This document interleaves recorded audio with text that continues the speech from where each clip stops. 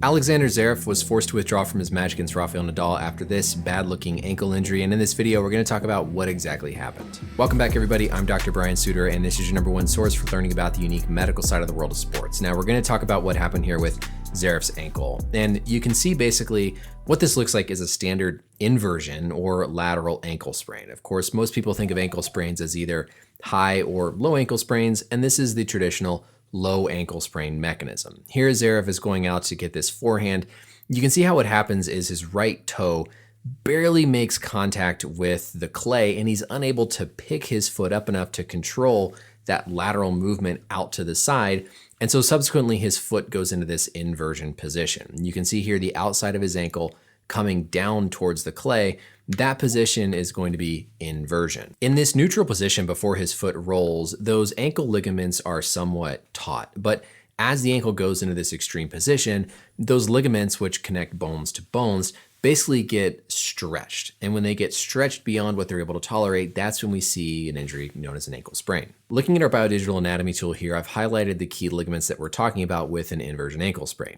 Of course, this is looking straight on at a right foot. So this is going to be the lateral or the outside, and this is going to be the medial or the inside portion. So lateral, we're talking about this group of ligaments that sit right here on the outside of the ankle. Now there's three key ligaments that we think about here. The first one, and the one that's most commonly torn with an ankle sprain, is called the ATFL, stands for anterior talofibular ligament, and it runs from the fibula bone to the talus.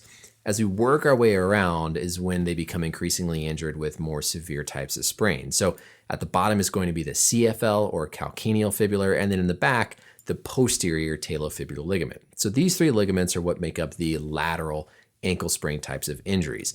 When we think about a high ankle sprain, that's actually the ligament that runs higher up. It's the ligament between the fibula and the tibia, here higher up in the ankle. But not the classic mechanism for a high ankle sprain. This is definitely a lower inversion sprain. So think about the position of these ligaments on the ankle as we go back to the mechanism where Zverev injured his ankle, and imagine how these structures are being stretched when the ankle goes into that position. Here again, as that occurs, his foot makes contact with the clay. He's unable to control the stability.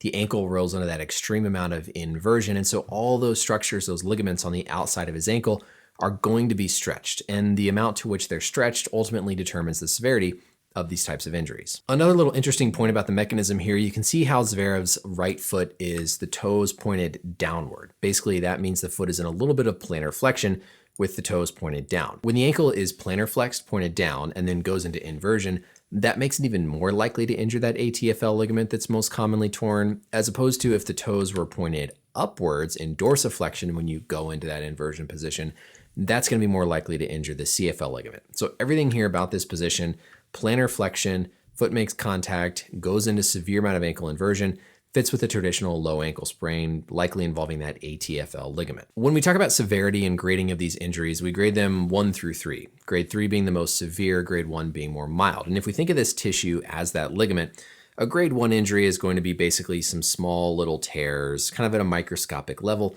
maybe a little bit of stretch in that ligament. But if you just structurally look at it, you might not really appreciate too much different.